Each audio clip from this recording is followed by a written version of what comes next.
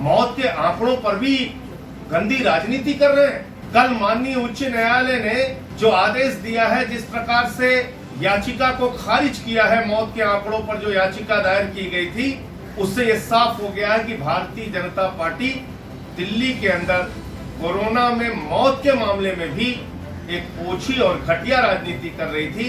अब भारतीय जनता पार्टी में अगर जरा सी भी शर्म और नैतिकता है तो उनको दिल्ली की जनता से माफी मांगनी चाहिए। गुजरात के हाई कोर्ट ने कहा है, गुजरात के सिविल अस्पताल काल कोठरी और तहखाने से भी ज्यादा बदतर हैं। गुजरात के हाई कोर्ट ने कहा है, पीपीई किट, वेंटिलेटर, बेड जैसी सुविधाओं का घोर अभाव गुजरात के अस्पतालों में है।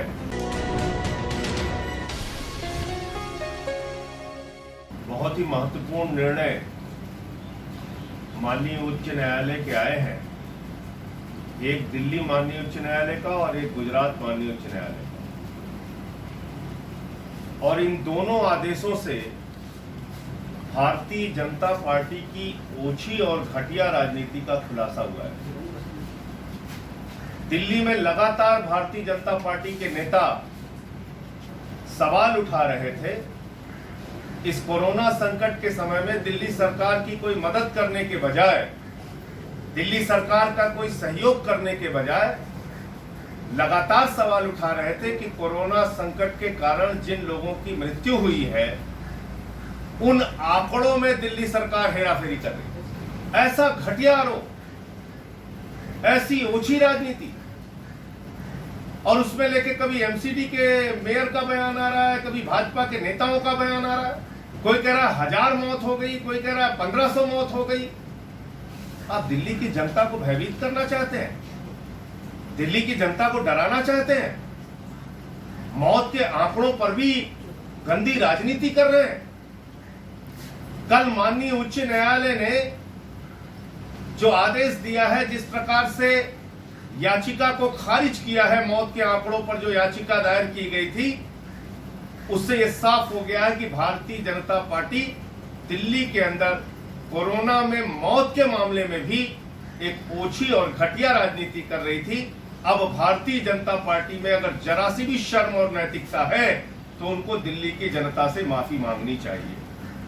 और मैं आदेश ज्यादा लंबा नहीं, लेकिन अंतिम की जो 2-3 लाइनें हैं वो पढ़ दूंगा। 7वें नंबर के पॉइंट पे, there seems to be no discrimination being done, nor is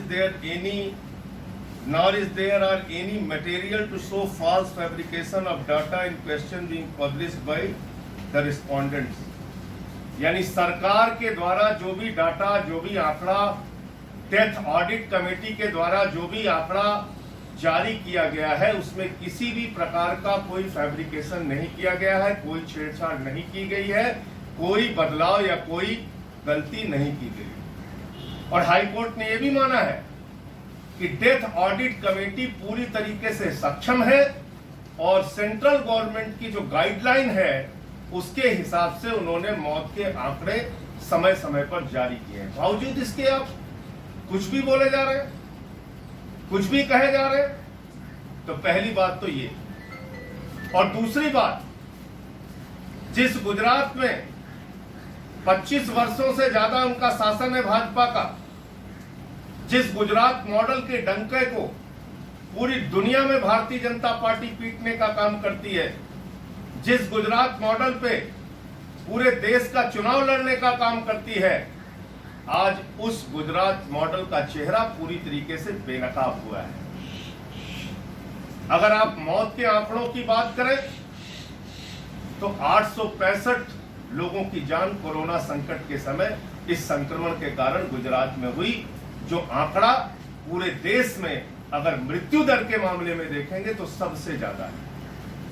मैं ईश्वर से प्रार्थना करता हूं देश के किसी भी राज्य में कोरोना से किसी की मृत्यु ना हो, लेकिन जब सच्चाई सामने लाने की बात होगी तो ये बिल्कुल खुला सच है, और ये सच बेनकाब हो चुका है कि आज गुजरात की स्वास्थ्य सेवाएं पूरी तरीके से फेल साबित हुई है। और ये मैं नहीं कह रहा हूं, वहां के माननीय उच्च न्यायालय की टिप्पणी है। गुजरात के हाई कोर्ट ने कहा है गुजरात के सिविल अस्पताल काल कोठरी और तहखाने से भी ज्यादा बदतर हैं।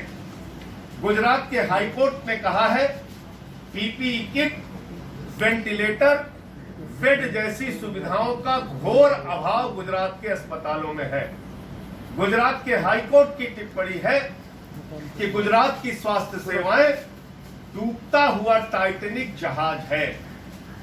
गुजरात के हाईकोर्ट की टिप्पणी है कि आपने दिल्ली प्रदेश और दूसरे प्रदेश के मॉडल को नहीं अपनाया और जांच के मामले में जो प्राइवेट लैब थे, जो प्राइवेट पैथोलॉजी थी, उसको प्रतिबंधित किया, उसको गुजरात में रोक दिया।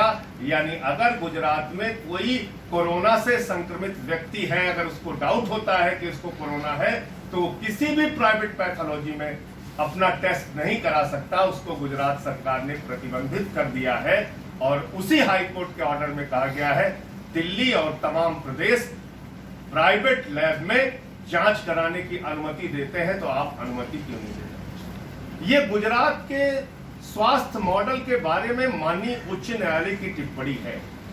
और इसके बाद मुझे लगता है कि भारतीय जनता पार्टी के नेताओं को चुल्लू भर पानी में नाक रगड़ लेना चाहिए। भारतीय जनता पार्टी के नेताओं को, जो लोग सबसे ज्यादा गुजरात मॉडल की चर्चा करते हैं, उनको सामने आकर इन बातों का जवाब देना चाहिए कि आपके सिविल अस्पताल काल कोठरी क्यों बन गए हैं। आपके प्रदेश में N95 मास्क में भी दलाली हो रही है। गुजरात के अंदर 49 रुपए में खरीदा जाने वाला N95 मास्क 65 रुपए में बिक्री किया जा रहा है। यानी N95 मास्क के मामले में भी दलाली और भ्रष्टाचार हो रहा है। स्वास्थ्य सेवाओं के मामले में भी बदहाली सामने आई है। मजदूरों का अगर प्रश्न आप देखें तो गुजरात के अंदर जो उत्तर भारतीय, बिहार के, उत्तर प्रदेश के, झारखंड के मजदूर वहां पर काम कर रहे थे, उनको न तो रोजगार की उनकी व्यवस्था की गई, न भोजन आदि की व्यवस्था की गई और समय समय पर आक्रोशित होकर वो सड़कों पर भी उतरे, उनके ऊपर लाठियां भी बरसाई गई, उनको ट्रेन का किराया लेकर जाने नहीं दिया गया, रोकने का प्रयास किया गया और जब उन्होंने आवाज उठाई तो उनको बुरी तरीके से पीटा भी गया। ऐसी तमाम घटनाएं सामने आई हैं जो गुजरात के प्रशासन की, शासन की कलई को खोलती हैं, जो गुजरात के स्वास्थ्य सेवाओं की बदहाली को उजागर करती हैं। मुझे लगता है कि दो प्रमुख नेता आदरणीय प्रधानमंत्री नरेंद्र मोदी जी और अमित शाह जी गृह मंत्री देश के, ये दोनों गुजरात प्रदेश से आते हैं और गुजरात के लिए एक विशेष डॉक्टरों की टीम भी भेजी गई थी कि इस कोरोना संक्रमण को रोकने में वो अपनी भूमिका निभाएंगे। लेकिन उसमें क्या सफलता मिली, क्यों आज तक ये बदहाली बनी हुई है, क्यों हाईकोर्ट को ऐसी विपरीत टिप्पणियां करनी पड़ती हैं, उसके बारे में गुजरात के नेताओं को, भारतीय जनता पार्टी के नेताओं को, भारतीय जनता पार्टी के शीर्ष नेतृत्व को सामने आकर जवाब देना चाहिए।